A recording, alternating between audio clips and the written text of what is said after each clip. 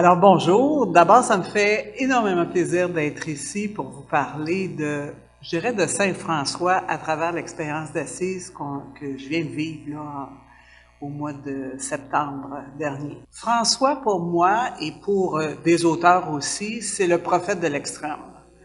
C'est-à-dire que c'est quelqu'un qui va jusqu'au bout au bout de qu'est-ce qui l'habite, au bout de son feu intérieur, puis que des fois on pourrait dire il est difficile à suivre. Il est difficile à suivre ou on n'est pas capable de le suivre.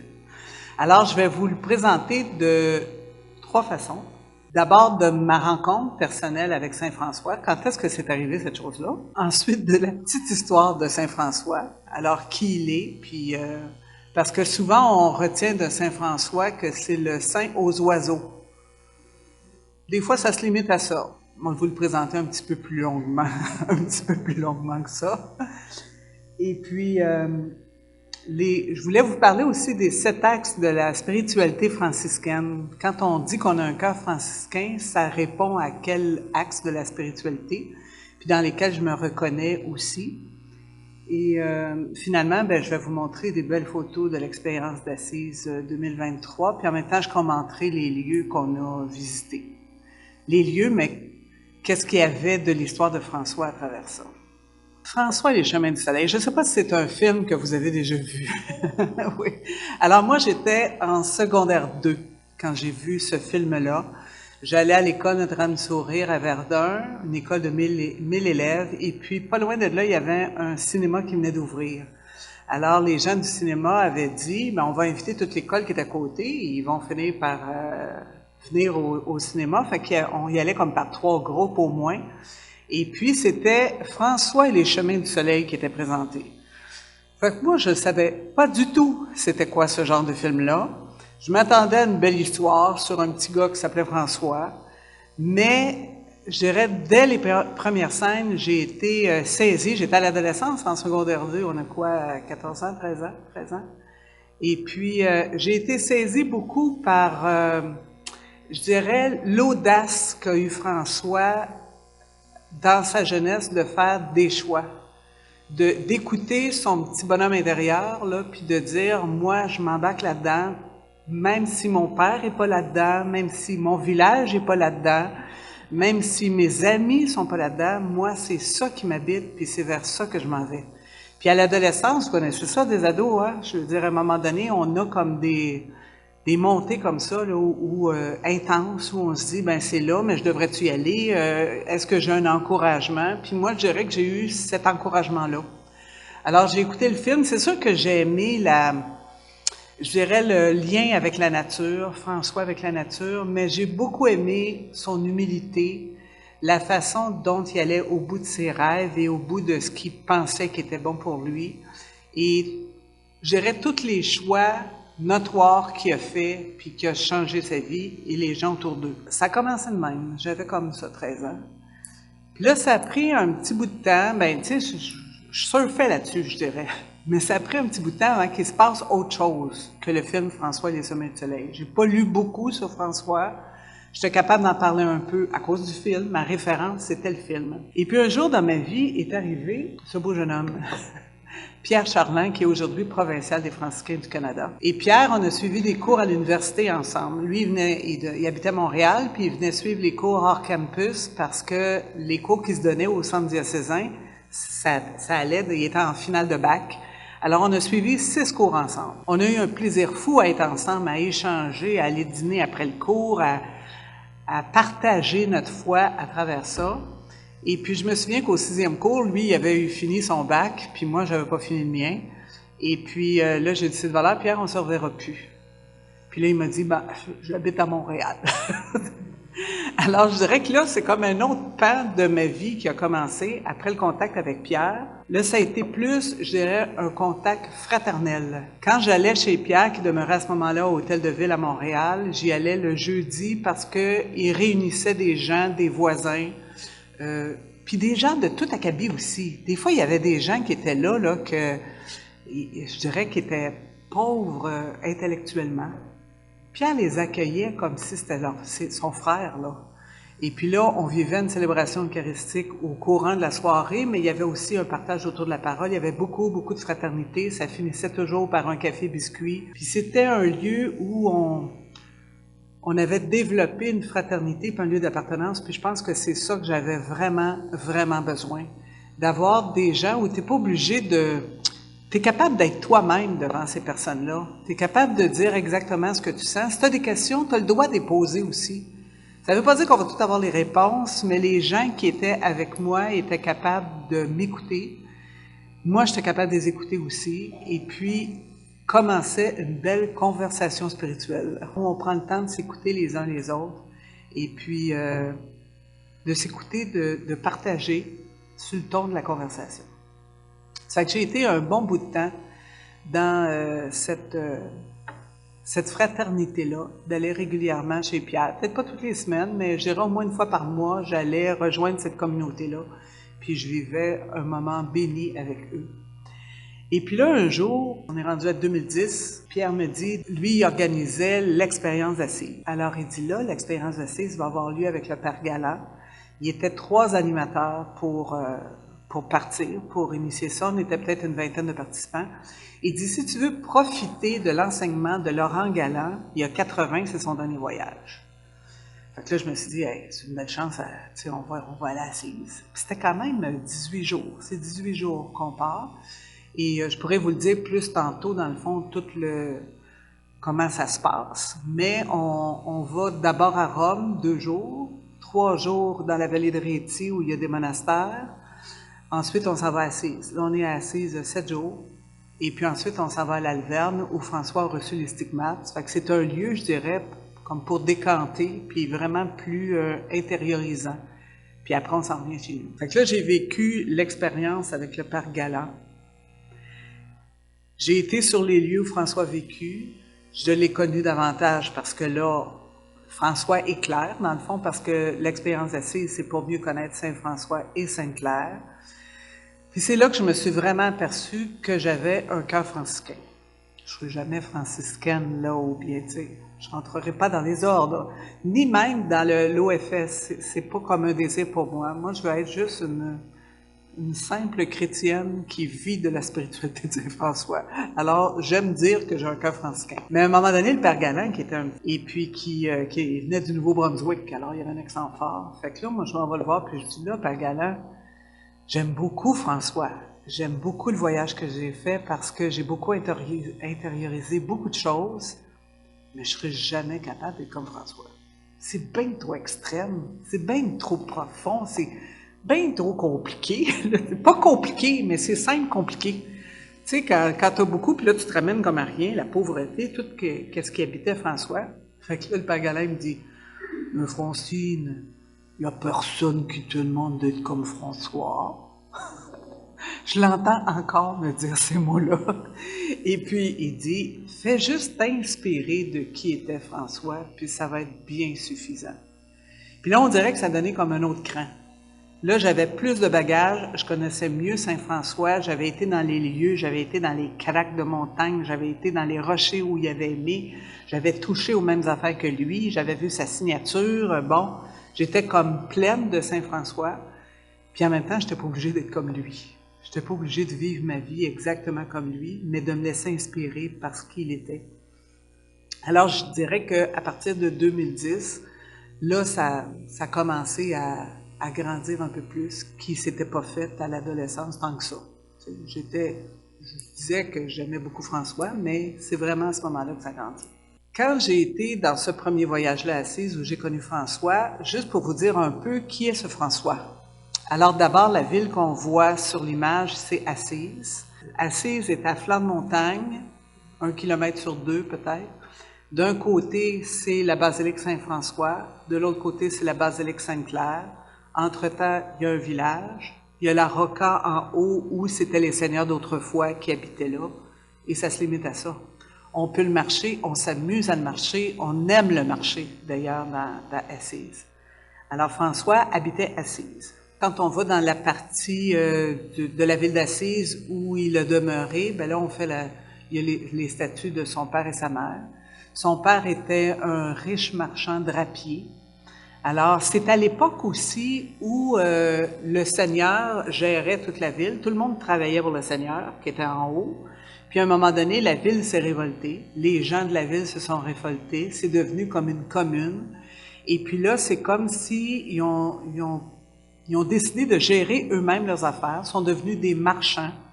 Alors, le père de François était un riche marchand qui allait en France pour aller vendre ses choses, puis qui revenait. Alors, c'est devenu comme des nobles. Mais je dirais que le pouvoir qui appartenait qu'au Seigneur, maintenant, appartenait à tous les nobles.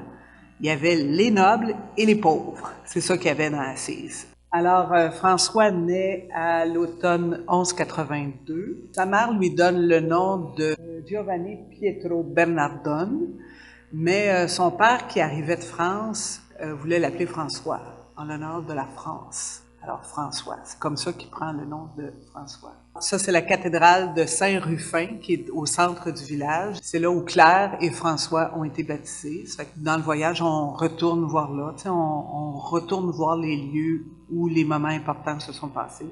Ça, c'est la Rocca, qui était en haut de Assise, qui est toujours là d'ailleurs, en ruine, c'est sûr, mais qu'on peut toujours avoir quand même un regard pour se souvenir historiquement de ce qui se passait. C'est la ville d'Assise, qui est à flanc de montagne. C'est dans cette ville-là où il a vécu toute sa vie. Son père était un drapier, alors comme je vous dis, il faisait des beaux tissus, et pour lui, les pauvres de la ville travaillaient pour lui dans des conditions inacceptables. Je pense que dans le film, c'est un des moments qui m'avait frappé beaucoup, de voir comme les gens vivaient dans des conditions inacceptables, avec des eaux de teinture jusqu'à la taille, là. Puis là, tu disais, c'est épouvantable qu'il fasse vivre ça. Puis c'est lui qui récolte des fruits, puis bon... François, à ce moment-là, vivait comme son père, puis il acceptait ça, puis il avait l'argent de son père et tout allait bien, tu sais. Dans ce temps-là, c'était des villes, c'était pas des pays, c'était plus des villes.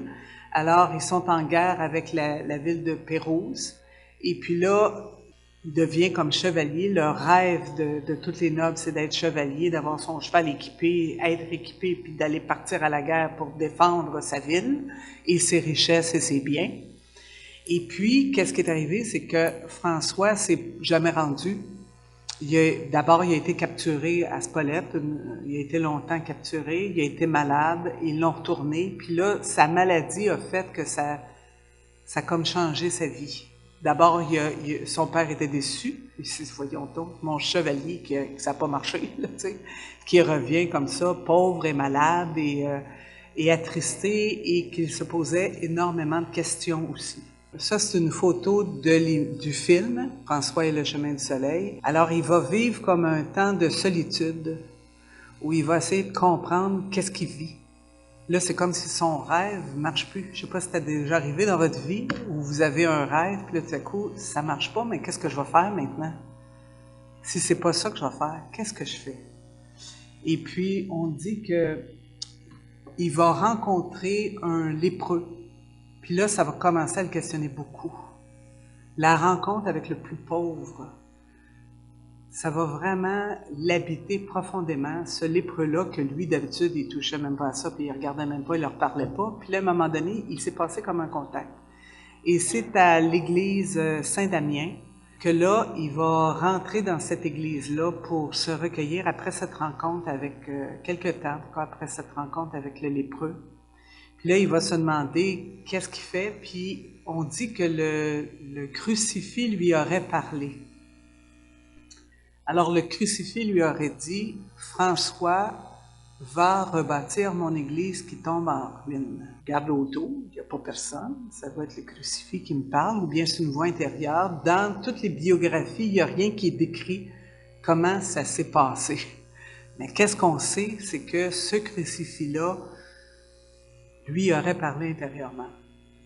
Alors lui, son premier jet, va bâtir des églises. Il y avait eu la guerre, il y avait eu des églises qui avaient été détruites, mais on va aller les reconstruire. Fait que là, il commence à rebâtir des églises. Il prend des pierres, il les met, il a rebâti Saint-Damien, il y avait juste cette petite chapelle-là qu'on voit avec le crucifix qui était comme debout, mais tout autour, c'était démoli. Il s'en va là. Il y a une autre église, Saint-Pierre, qui est plus en bas. Il s'en va la reconstruire aussi. Il bâtit des églises comme ça. Puis tranquillement, c'est comme si sa raison s'intensifie. Puis à un moment donné, il s'en va chez son père, puis il décide de prendre des tissus qu'il vend, puis il les donne à tout le monde, aux pauvres. Là. On donne ça aux pauvres. Il prend de l'argent, puis il va acheter des choses pour bâtir les églises. Son père, c'est sûr qu'il n'est pas content de ça. Hein? Lui, c'est pas ça qu'il rêve pour son fils. Alors, à un moment donné, il va, dans cet endroit-là, il va remettre à son père tout ce qui lui appartient. Il va casser avec son père jusqu'à se dépouiller, à se dévêtir. On dit que l'évêque lui aurait remis comme un genre de bure, là, de grand manteau, puis il aurait porté ça à partir de ça. Il y a eu une scission majeure avec son père, puis là, il s'est en allé dans les églises qu'il avait rebâties. Puis tout au long de sa vie par après, il y a des amis qui étaient nobles comme lui, qui sont devenus des frères comme lui, qui ont tout abandonné pour suivre François. Il devait avoir quand même un charisme assez fort pour dire on va le suivre. Puis là, ben, ça a été comme la question d'Assise aussi. Toutes les nobles s'en vont, ça n'a pas de bon sens. Tous les amis de François qui étaient tous ensemble, qui étaient notre jeunesse, qui pouvaient faire grandir la ville et la rendre prospère, ils s'en vont tous bâtir des églises. Puis tranquillement, ils ont compris que c'était peut-être pas des églises comme l'Église qu'il fallait rebâtir, s'occuper des plus pauvres. Puis là, ben, ils se sont mis à prêcher la bonne nouvelle, l'Évangile, à vivre selon l'Évangile, à vivre pauvrement, à vivre humblement. Ils ont vécu dans cette petite église-là, qui est Portioncule, qui est en dehors elle est encore debout. C'est une petite église en dehors des murs d'Assise. Et puis François avait demandé qu'elle ne soit jamais démolie. Alors la petite église Portioncule est toujours là. Il y a la grande Sainte Marie des Anges qui est par-dessus. Et puis dans ce temps-là, il y avait comme des huttes qu'il y avait tout autour de la maison. Ils vivaient là-dedans. Puis quand on va aujourd'hui dans Sainte Marie des Anges, ben on voit l'église qui est toujours là. Puis à côté, on voit l'endroit où était la hutte de François et où il est mort aussi. Alors, il y a comme un feu qui est là. C'est ça un peu la vie de François. En 1208, à la Portioncule, François découvre sa vocation en entendant, particulièrement en entendant l'évangile de l'envoi des disciples. Puis là, c'est comme si ça fait un chemin de plus. Bon, c'était pas bâtir des églises que tu voulais, c'était plus que je m'occupe des plus pauvres.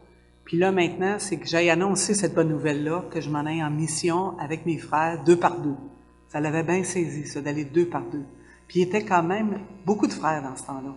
Je me souviens pas des chiffres, mais il me semble que c'était comme 1000 frères qu'il y avait.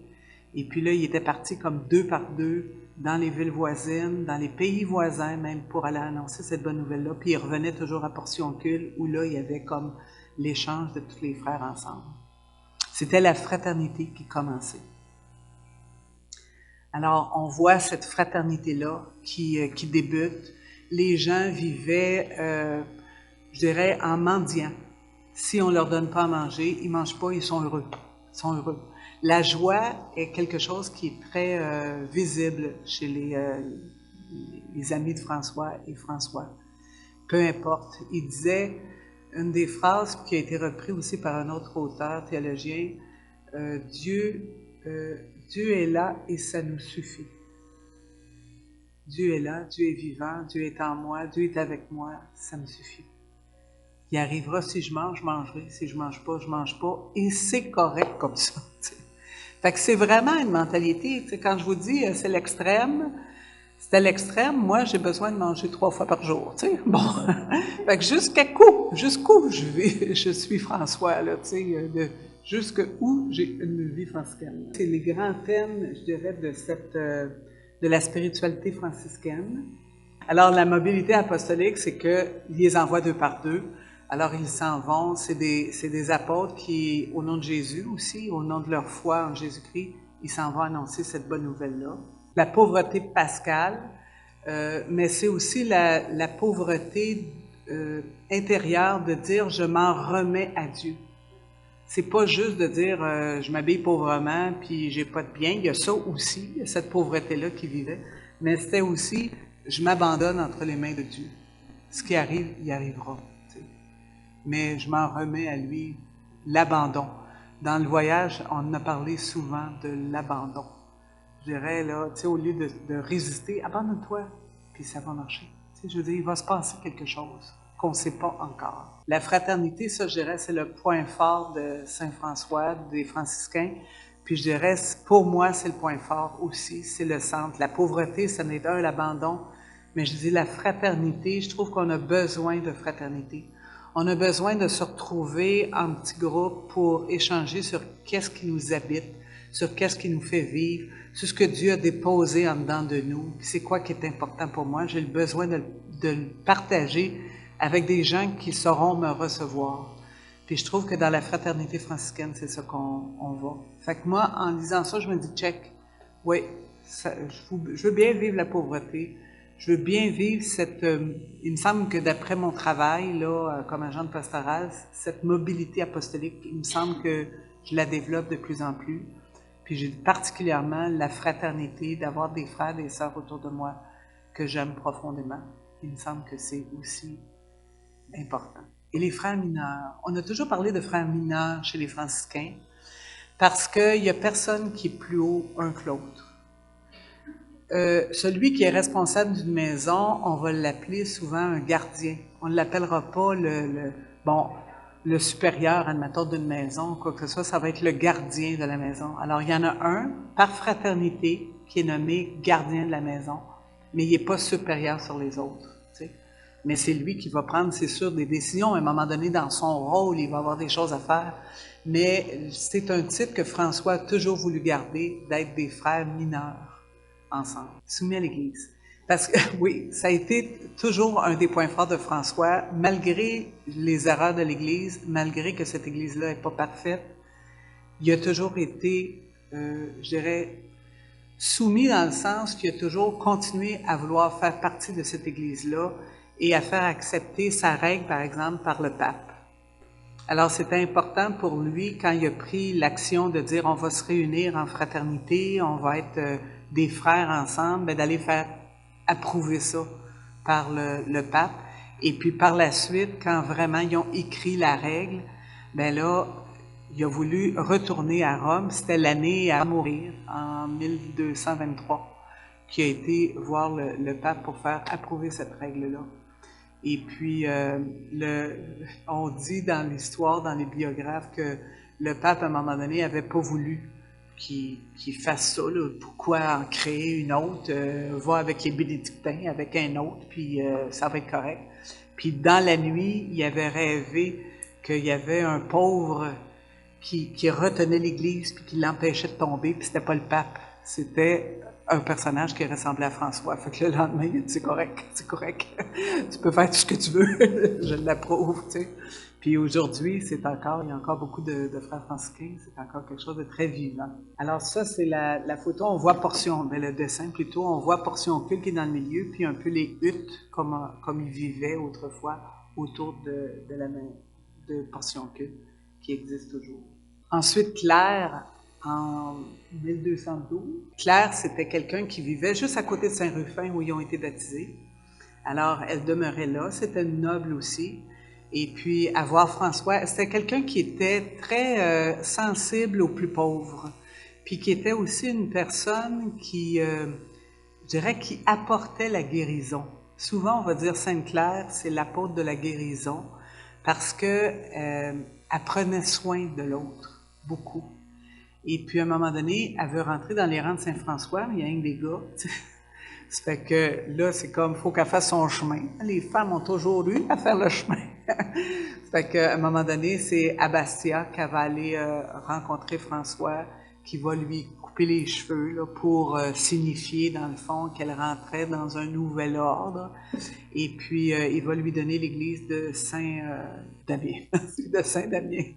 Alors, les Clarisses vont demeurer là. Ceux qui vont se joindre à Claire, ils vont rester là pour un grand bout. Et c'est pour ça aussi que dans la basilique Sainte-Claire, qui a été bâtie par après au bout d'Assise, c'est là qu'on va retrouver le crucifix de Saint-Damien. Parce qu'ils ne l'ont pas laissé dans la petite chapelle de Saint-Damien qui a 23 places. Ils l'ont mis dans cette basilique-là qui a à peu près 500 places pour pouvoir, parce qu'il y a toujours du monde qui sont là pour prier, pour aller faire des demandes, pour se recueillir devant ce crucifix-là. Alors, il a juste été déplacé, il y en a un faux dans Saint-Damien. Voilà. Ça, c'est quand on va dans Saint-Damien, Sainte-Claire, on voit où il y a des fleurs, c'est où elle a vécu, où elle mangeait, où est-ce qu'elle dormait, où est-ce qu'elle elle est décédée.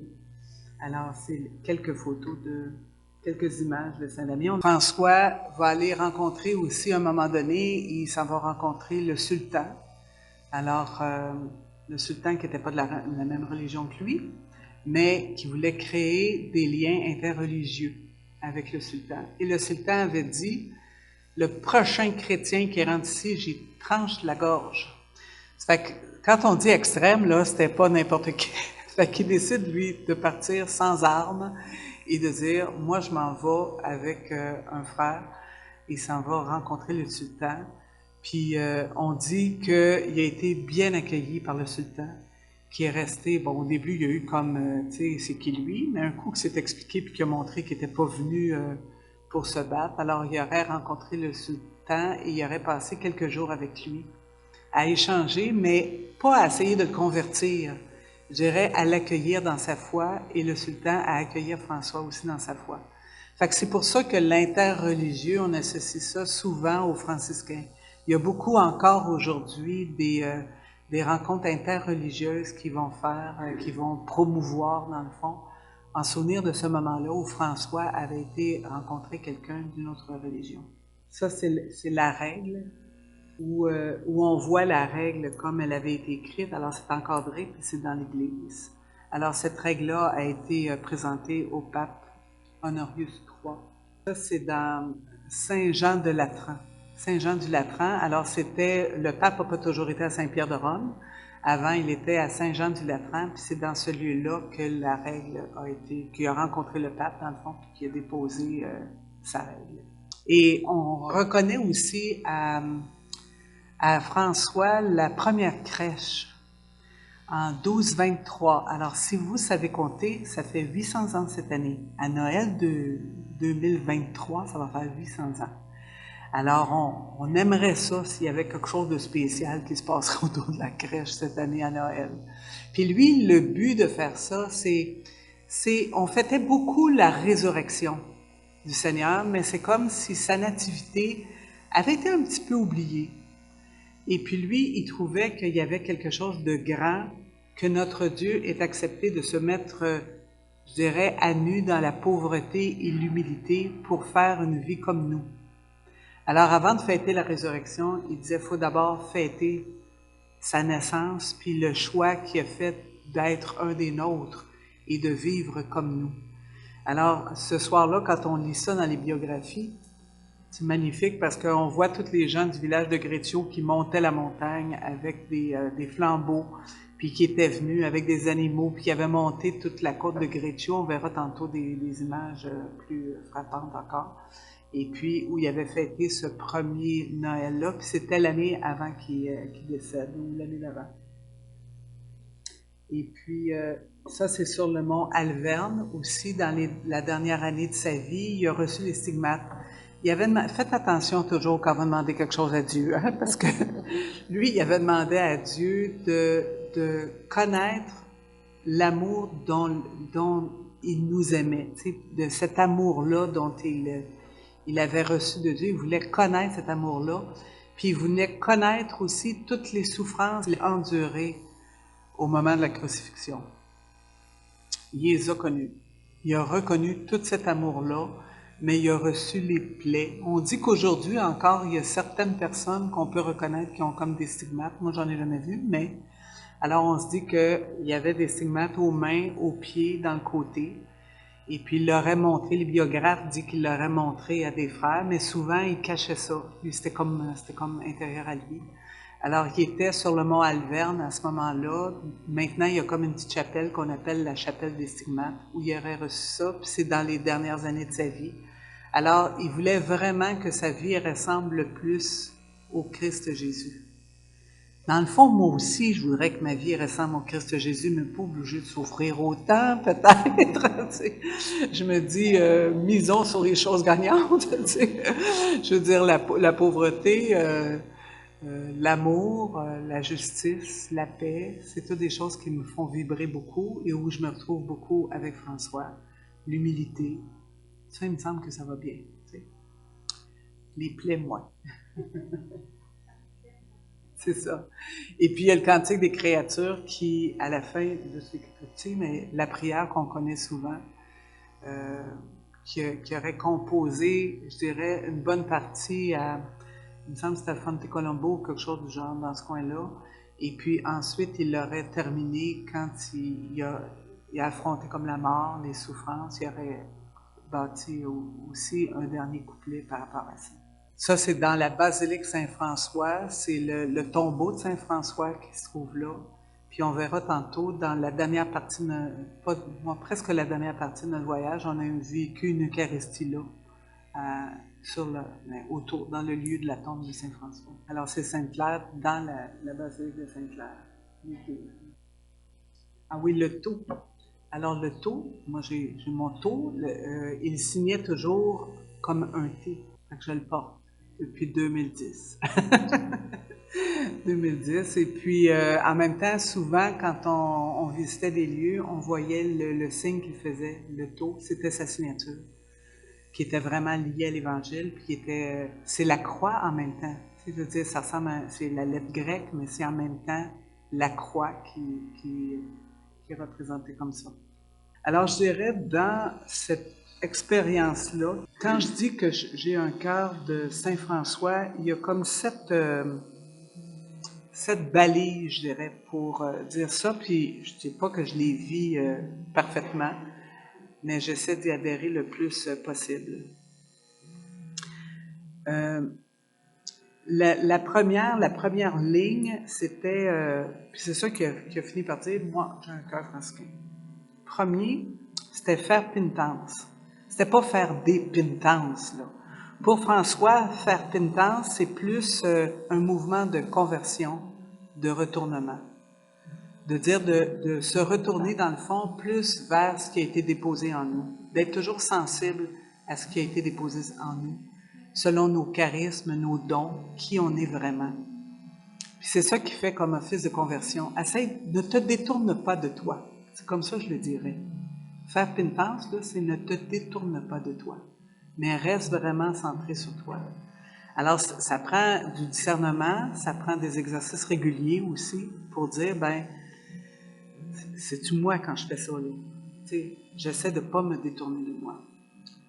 Le deuxième point, c'est de vivre selon la forme de l'Évangile.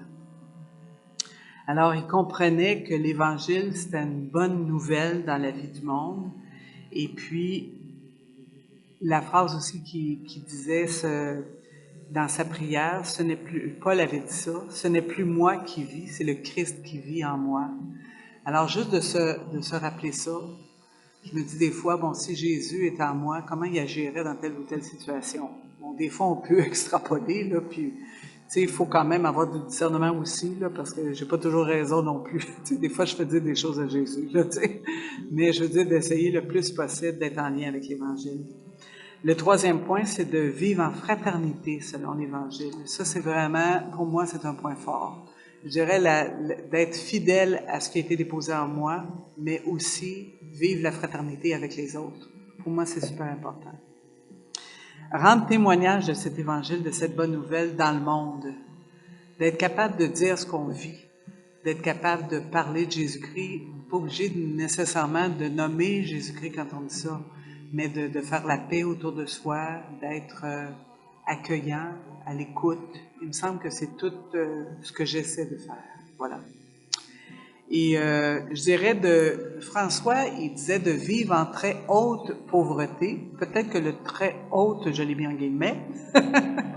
Mais je dirais, il y avait deux choses qui comprenaient cette très haute pauvreté. C'était la pauvreté de s'en remettre à Dieu et l'humilité aussi devant la vie, de demeurer humble de ne pas se mettre au-dessus des autres, tu sais.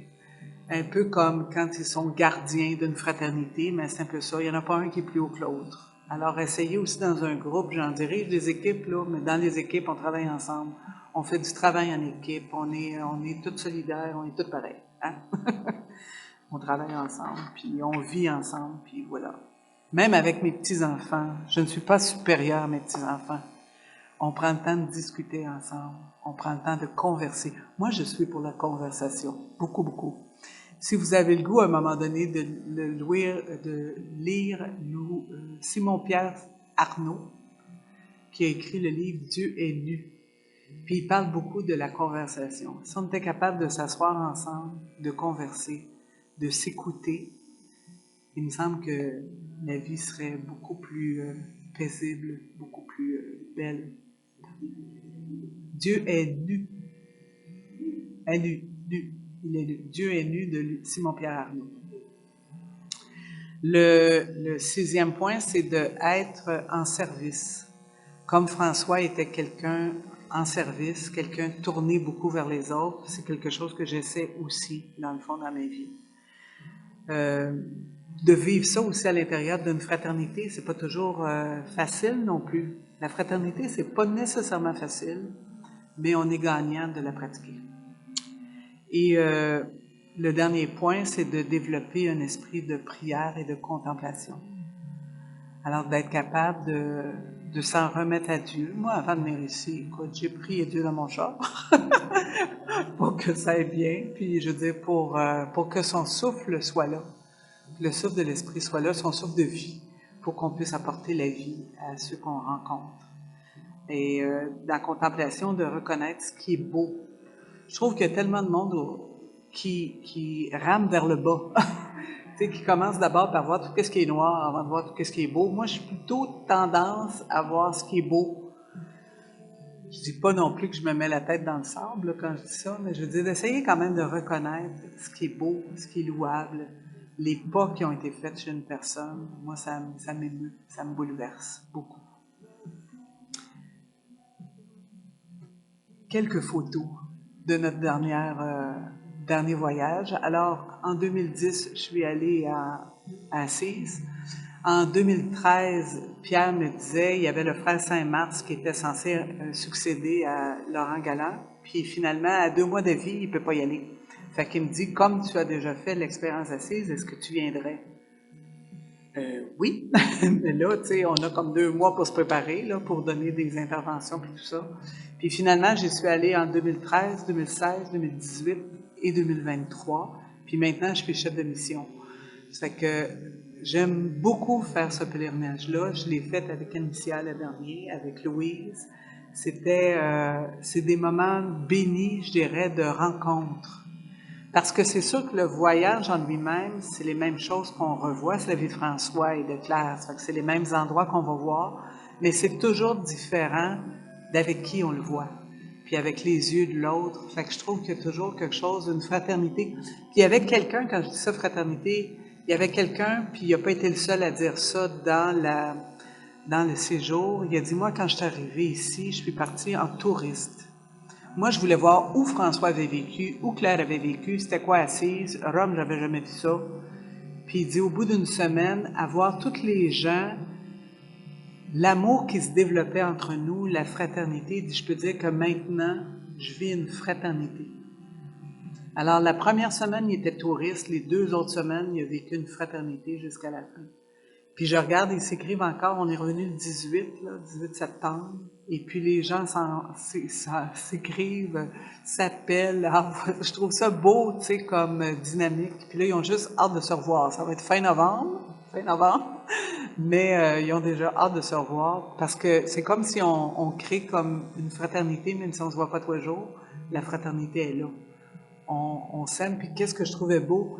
Il y avait un monsieur qui était avec moi, puis il y avait une jeune dame de Terrebonne qui avait peur à Rome, avait peur de se perdre, puis elle disait, je vais me perdre. Ben oui, mais on est 22, on devrait pas te perdre, là, tu sais. Puis elle avait tellement peur qu'on la perde, ça fait que Fernand lui a donné la main quand on était à Rome toute la journée. Puis on la voyait avec un grand sourire, elle visitait les choses, elle était heureuse, mais elle avait son frère qui était avec elle. Elle était plus toute seule pour vivre ça, il y avait quelqu'un qui était avec elle. Lui, c'est Némi, avec qui j'ai partagé l'animation. Alors lui, c'est un frère franciscain qui s'occupait beaucoup de l'animation spirituelle, puis moi, plus de tout le restant, la coordination. Alors, au début, on a été à Rome. Alors, c'est sûr que quand on va à Rome, on visite les 4 grandes basiliques. Alors, Saint-Pierre de Rome, ensuite on a vu Sainte-Marie-Majeure, on a vu Saint-Paul hors les murs. Et puis, c'est tellement beau dans Saint-Paul hors les murs. Il y a toutes les photos des papes à l'intérieur. Puis celui qui est en force, là, il est éclairé. Fait que c'est beau d'aller voir ça. Mais autres, c'est Saint-Jean du Latran, naturellement, qui est important, vu que c'est là où François a déposé sa règle. Mais comme on est à Rome, on visite les 4. Ensuite, on s'en va dans la vallée de Rieti. Alors, un petit peu au nord de Rome, il y a la vallée de Rieti. Dans cette vallée-là, il y a 4 monastères. Alors, c'est 4 endroits où François, à un moment ou l'autre de sa vie, s'est retrouvé là, soit pour écrire sa règle, pour écrire le Cantique des créatures ou ces choses-là. Alors, ça, c'est un des premiers monastères. Puis vous voyez dedans sa signature quand on disait le tau qu'il mettait. Alors, dans la fenêtre, on voit le tau, puis ils ont mis une vitre par-dessus pour pas que ça soit abîmé. Et puis, François, c'est un être qui aimait beaucoup les failles de montagne. Il aimait beaucoup rentrer dans les grottes parce que pour lui, c'était Dieu, mon rocher, qui m'abrite, tu sais, qui prend soin de moi, c'est ma force. Alors, on a eu l'occasion, nous autres aussi, de s'infiltrer un petit peu dans ces... Puis tu dis, François, il a été là, puis moi, je suis là aussi, là. C'est toujours touché un peu. Et celui-là, c'est la Foresta. Alors, le pain qui est en bas, c'est les gens qui sont là, c'est Mondo X qui vit là, à la Foresta. Mondo X, c'est tous des gens qui sont accros à quelque chose, qui vont vivre à la Foresta pour s'en libérer le temps qu'ils en auront besoin. Et puis, le monsieur est en train de faire du pain pour nourrir toutes ses troupes. Et puis, là, il nous a partagé ce pain-là qui sortait du four. C'était extraordinaire. Et finalement, Greccio. Alors, vous voyez Greccio à flanc de montagne. Le monastère, ça fait 800 ans que la première crèche a eu lieu. Et c'était, dans le fond, le monastère a été construit sur la grotte de départ, parce qu'au départ, c'était dans une grotte où François aimait aller. Il aime les grottes. Il allait là, puis c'est là où il y avait comme, imaginez la première crèche où ça s'est vécu, puis ensuite ils ont comme bâti un monastère. Il y avait une place où François allait rester avec les frères. Alors on voit ça à l'intérieur, comme le couloir, là, puis l'endroit où il y avait un pèlerin en 2018, il était rentré dans la chambre de François, il avait fermé la porte, puis il dit, je suis parti à pleurer. Je ne sais pas pourquoi. C'est comme une grosse émotion qui est remontée. Qu'est-ce qui s'est passé? Je ne sais pas, mais c'est comme, il a vécu quelque chose de spirituel. Là, on vient d'arriver à Assise. On vient d'arriver à Assise, on voit les parents, on les a vus tantôt, les images. Alors, dans Assise, on est là 6 jours. Fait que ça, c'est Saint-Damien. Il y a comme une route qui mène à l'église de Saint-Damien. Celui-là, si vous m'avez suivi, c'est le faux crucifix. Mais c'était là son emplacement, par exemple. C'est là où était le crucifix de Saint-Damien, dont on appelle. Mais aujourd'hui, comme il y a 23 places, hein. Et puis quand on rentre dans Saint-Damien, on va visiter les lieux aussi où Claire a vécu, où les sœurs ont vécu, à Saint-Damien. Où il y a la croix, là, c'est là où elle dormait, c'est là où elle est décédée. Quand il y a un bouquet de fleurs comme ça, c'est un lieu où elle est. Dans le bout de Saint-Damien, il y a beaucoup d'oliviers. C'est toujours, moi je trouve que c'est très symbolique et interpellant de voir l'arbre a l'air mort, ça a l'air sec, puis c'est plein de fruits. Alors ne vous découragez jamais. Même si des fois on a l'air mort, on donne quand même beaucoup de fruits. Ça, c'est Sainte-Claire avec le vrai crucifix. Là, on voit le vrai crucifix à Sainte-Claire. C'est tous les vêtements. C'est les vêtements que François portait, que Claire portait. Fait que quand on est devant ça, là, c'était de la guenille, c'était bien simple. C'est rapiécé, c'est cousu, mais C'est ça l'extrême pauvreté, c'est ça le prophète de l'extrême, tout à l'extrême. Sainte-Claire, dans la basilique de Sainte-Claire.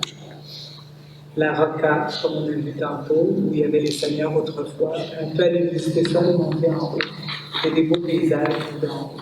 Ça, c'est quand on était en Cacherie. On montait en montagne, et puis là, à un moment donné, les portes, c'est tout petit là, pour aller là. Mais en montagne, Monseigneur Gendron, si vous l'avez connu, il adore la Cacherie. Il montait tous les matins à Cacherie, ça prend à peu près 2 heures de monter la montagne. D'autres, on faisait en taxi, mais on descendait à pied. Alors ça, c'est au moment où on visite les appartements, la petite chambre de François avec le petit monastère, et puis la route du retour où on a marché dans la nature pendant 1 heure et quart à peu près, pour se rendre jusqu'à Assise après. Alors là-bas, à Carchéry, c'est beaucoup des sentiers comme ça. Quand on va là, c'est vraiment c'est un temps de retraite, je dirais, c'est un temps pour se retirer du monde et je dirais pour prier, vraiment aller lire à l'intérieur de soi. Il y a des grottes aussi à un moment donné où François aimait se recueillir beaucoup. On a eu la messe à l'extérieur sur cette montagne-là, Carchéry. On a été ensuite à Saint-Rufin, c'est là? C'est Saint-Rufin. On a pris une journée aussi, un bout de journée pour aller au lac Trasiman. Alors, le lac Trasiman, c'est pas trop loin d'Assise, puis il y a une île là où François s'était recueilli pendant 1 mois sans manger, qu'on dit, en prenant juste un peu d'eau. Et puis, nous autres, on était partis avec un lunch, puis on était passé comme l'après-midi là-bas, juste pour vivre un peu ce temps de retraite aussi. C'est la Passion que la petite église qui est dans la grande église Sainte-Marie. Alors, c'est la petite église. Puis on est revenu à pied. Alors, on voit la ville d'Assise en fond de scène.